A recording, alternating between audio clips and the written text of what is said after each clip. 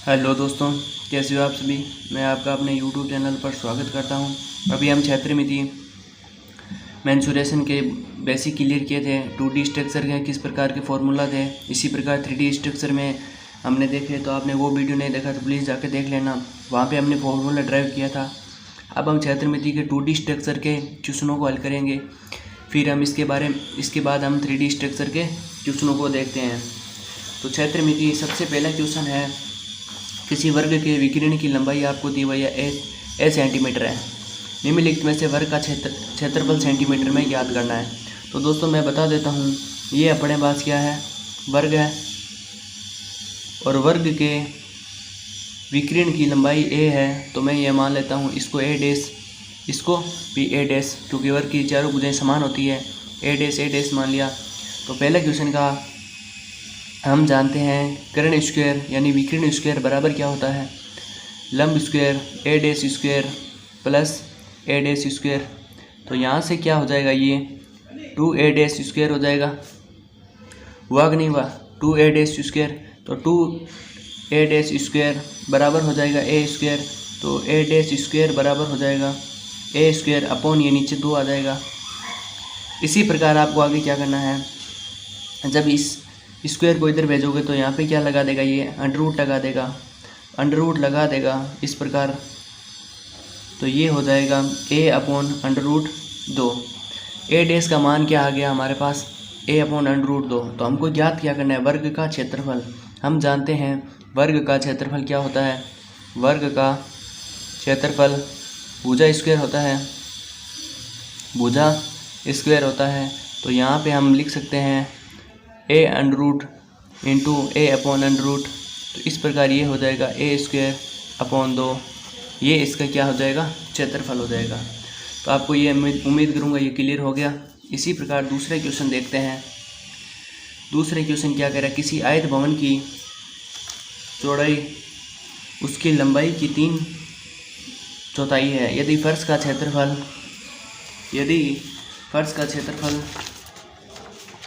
768 metre square हो, तब भवन की लंबाई क्या हो जाएगी, आयत की लंबाई। तो ये इस प्रकार ये आयताकार भवन है,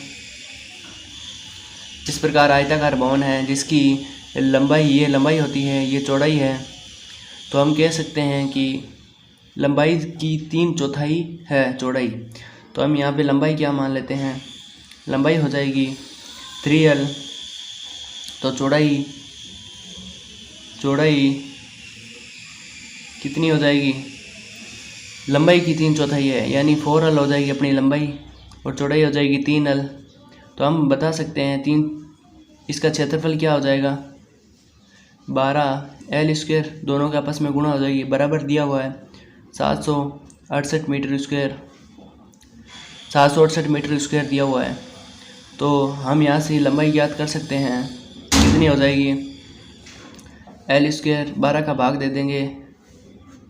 तो ये हो जाएगा 12 24 32 36 12 चौक 48 12 5 60 12 6 72, पीछे बचा 4 12 24 32 36 12 चौक 48 64। तो l बराबर ये l स्क्वायर है, इसके ऊपर अंडर रूट लग जाएगा। तो इसकी जो है वो लंबाई कितनी आ जाएगी, l बराबर 8 मीटर आ जाएगी। और ये क्या कह रहा है, तब भवन की लंबाई एवं चौड़ाई का अंतर ज्ञात करना है। तो लंबाई और चौड़ाई का अंतर कितना है, l का ही तो डिफरेंस है, ये 4l है ये 3, यानी लंबाई और चौड़ाई का अंतर जो है वो 8 मीटर का है। तीसरे क्वेश्चन देखते हैं।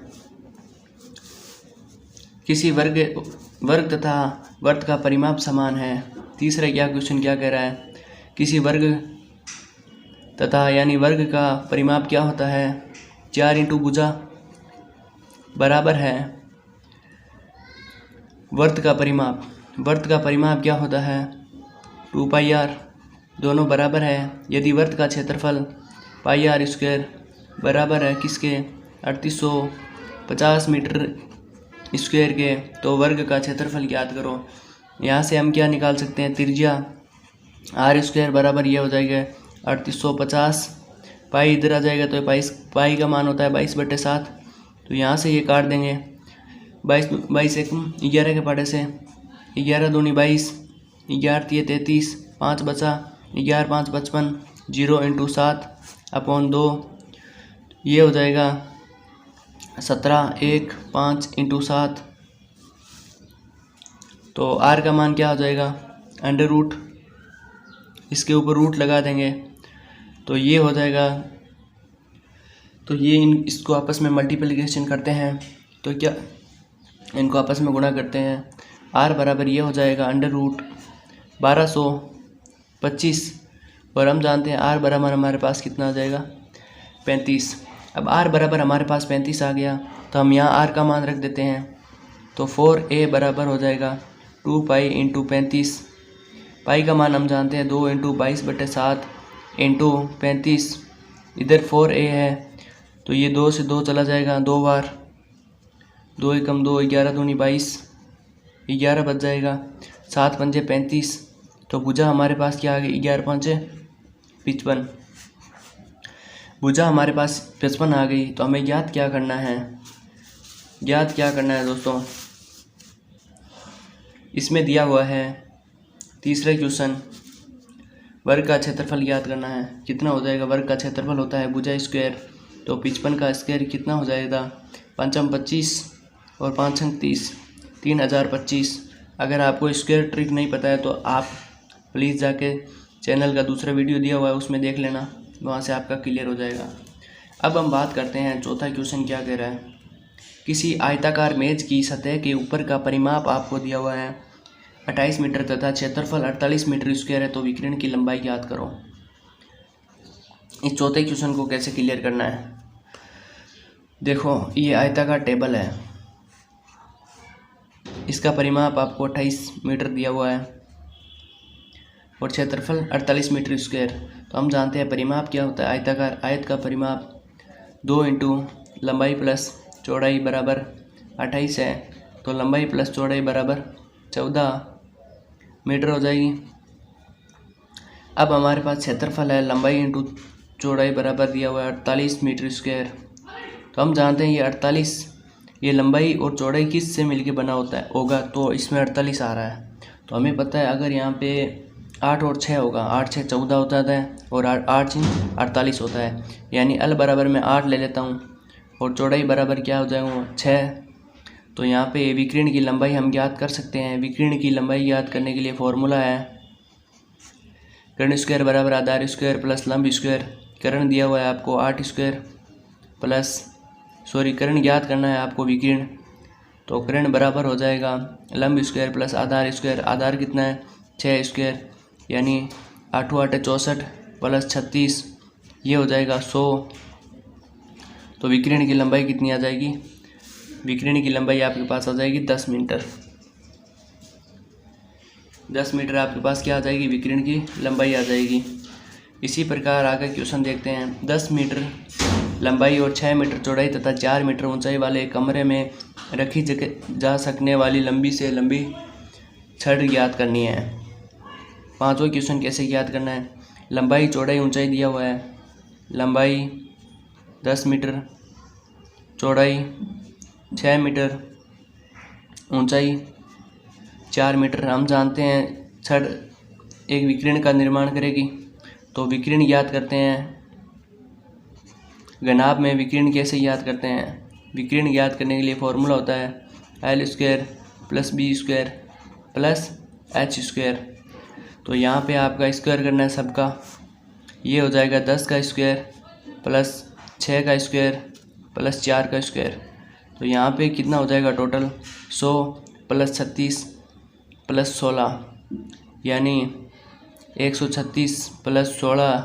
तो ये टोटल कितना हो जाएगा 6 6 12, हासिल 1 3 1 4 1 5, 152। हमारे पास क्या आ जाएगी, विकिरण की लंबाई आ जाएगी। विकिरण की लंबाई कितनी आ जाएगी 152 मीटर।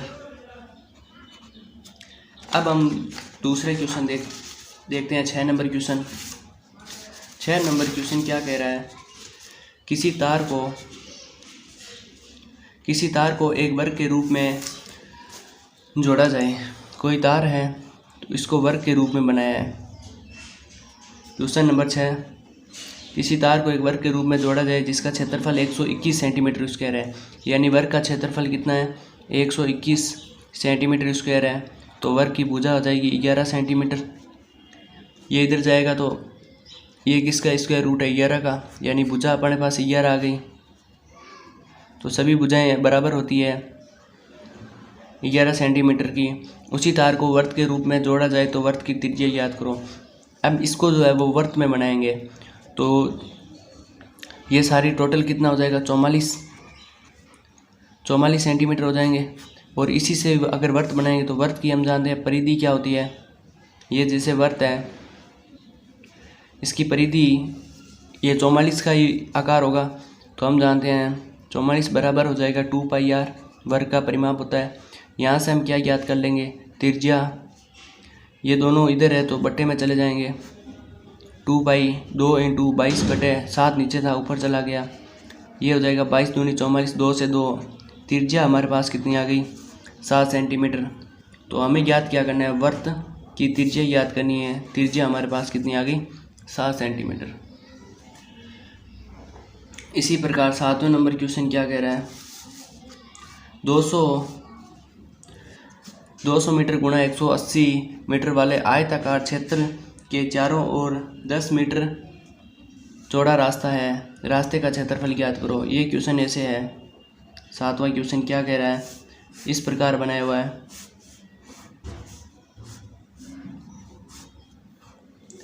ये है दोस्तों कितना है 200, ये 180 है, ये लंबाई है इसकी चौड़ाई है। ये कह रहा है 10 मीटर और बढ़ाया हुआ है, इधर भी 10 मीटर बढ़ाया हुआ है इधर भी, तो ये अब इसका कितना हो जाएगा 210 इधर बढ़ गया 10, यानी 220 इसकी मीटर इसकी क्या हो जाएगी लंबाई हो जाएगी। और चौड़ाई इधर भी 10 बढ़ेगी इधर भी 10 बढ़ेगी, तो ये हो जाएगी 180 और 20 200 मीटर, 200 मीटर इसकी चौड़ाई बढ़ जाएगी। ये चीज़ है जो वो 200 मीटर हो जाएगी। अपने को इसमें ज्ञात क्या करना है रास्ते का क्षेत्रफल। इसका रास्ते का क्षेत्रफल ज्ञात करने के लिए, यानी ये रास्ता है इसका क्षेत्रफल ज्ञात करने के लिए बड़े वाले में से छोटे वाले को घटा देंगे। तो हम जानते हैं आयत का क्षेत्रफल क्या होता है, आयत का क्षेत्रफल लंबाई इंटू चौड़ाई होता है। तो पहले लंबाई हमारे पास कितनी है 220 मीटर इंटू 200 माइनस कर देंगे अंदर वाले को 200 गुणा 180। अब इसको आगे हल कैसे करेंगे, देखो इसमें से आपको कॉमन ले लेना है 200 आप कॉमन ले लोगे, अंदर क्या बच जाएगा 220, ये इसकी गुणा में है माइनस यहाँ से कितना आ जाएगा 180, तो ये हो जाएगा 240 का अंतर है, 4 दूनी 8, 3 जीरो का 3 जीरो लगा देना है, 8000 मीटर स्क्वायर इसका क्या आ जाएगा क्षेत्रफल आ जाएगा। तो दोस्तों मैं उम्मीद कर रहा हूँ आपको पसंद आ रहा होगा वीडियो, ज़्यादा से ज़्यादा शेयर करना।